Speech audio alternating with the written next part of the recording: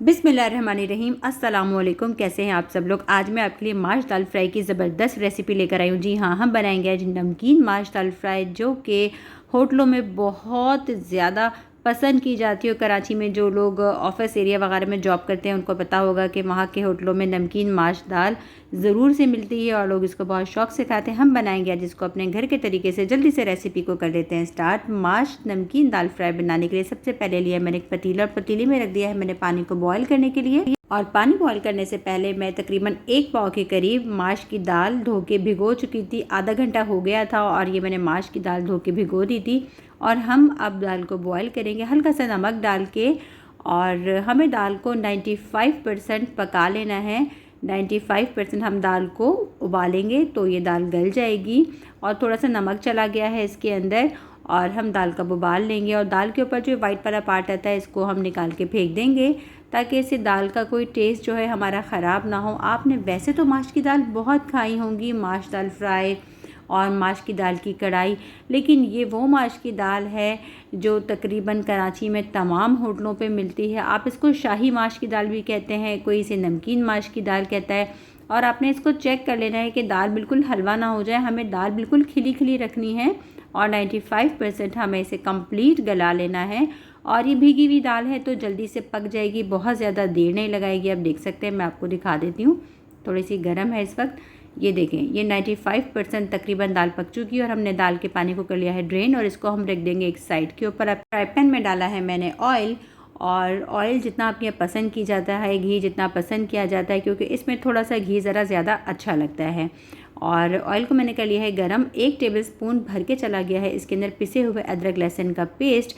आप कह सकते हैं ये मसाला लेस नमकीन दाल माश फ्राई है।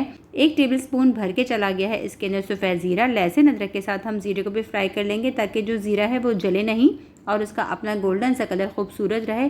और 10 से 12 चली गई ये इसके अंदर गोल वाली साबुत मिर्च, जिसको देगी मिर्च भी कहा जाता है, और तकरीबन ये सबके घरों में मौजूद होती हैं। ज़ीरा, लहसुन अदरक को और साबुत गोल वाले मिर्च को, देखिए मिर्च को हम अच्छे से फ्राई करेंगे घी के अंदर या ऑयल के अंदर।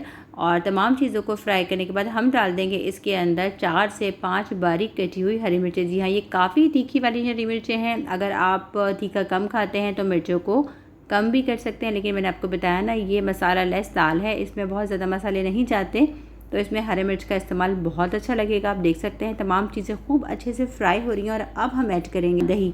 ये दही जो है ना, बहुत ही मज़े का टेस्ट देगा और इतना क्रीमी और रिच इसका टेक्सचर हो जाएगा। आप कहेंगे दाल में दही। जी हाँ, ऑथेंटिक रेसिपीज़ में जो आप होटलों वगैरह पे खाते हैं, जो लोग शारा फैसल पे डिफरेंट जगह पे जॉब करते हैं, उनको अंदाज़ा होगा कि होटलों में बहुत ही क्रीमी दाल मिलती है। ये माश दाल फ्राई 1 टीस्पून भर के चली गई है इसके अंदर पिसी हुई काले मिर्च। 1 टीस्पून चला गया है भर के इसके अंदर भुने हुए ज़ीरे का पाउडर। 1/4 टीस्पून चली गई है इसके अंदर वाइट पेपर। अगर आपके पास वाइट पेपर ना हो तो आप काले मिर्च का ही इस्तेमाल कर सकते हैं। और नमक आपके अपने टेस्ट के हिसाब से, क्योंकि मैंने जब दाल को बॉईल किया तो तब नमक थोड़ा सा डाला था। और ये चली गई है जूलियन कट में कटी हुई अदरक। अगर आपके पास हींग पाउडर मौजूद हो तो ज़रूर से आप इस वक्त हींग पाउडर ऐड कीजिएगा। मेरे पास आज ख़त्म हो गया था, वरना मैं माश दाल में हींग पाउडर ज़रूर से इस्तेमाल करती हूँ। अब चला जाएगा इसके अंदर हरा धनिया। जी हाँ, ये रफली चॉप किया हुआ हरा धनिया, बहुत ज़्यादा फ़ाइन हमें हरा धनिया को चॉप नहीं करना। और ये हमारी 95% बॉयल की हुई माश की दाल है। और ये 1 पाव माश की दाल है, जिसको मैंने तकरीबन आधे घंटे पौन घंटा भिगोया और उसके बाद बॉयल कर लिया है 95%। अब हम इसको हाई फ्लेम पे फ्राई करेंगे। इस वक्त लो आंच का काम बिल्कुल भी नहीं है, क्योंकि दाल हमारी ऑलरेडी पकी हुई है। और हमें दाल को बिल्कुल खिला खिला रखना है, इसको बिल्कुल घोटना नहीं है। आपने बहुत ध्यान से कि इसका एक एक दाना बिल्कुल अलग हो। दाल को मैंने बहुत अच्छे से फ्राई कर लिया और ऊपर से हरी मिर्च और धनिया दोबारा से गार्निश कर दिया है। और हमारी नमकीन माश दाल फ्राई हो गई है, बिल्कुल रेडी, बिल्कुल dhaba style ditto copy paste. आप देख सकते हैं। आप इस रेसिपी को ज़रूर से ट्राई कीजिएगा, आपकी फैमिली में इंशाल्लाह सबको पसंद आएगी।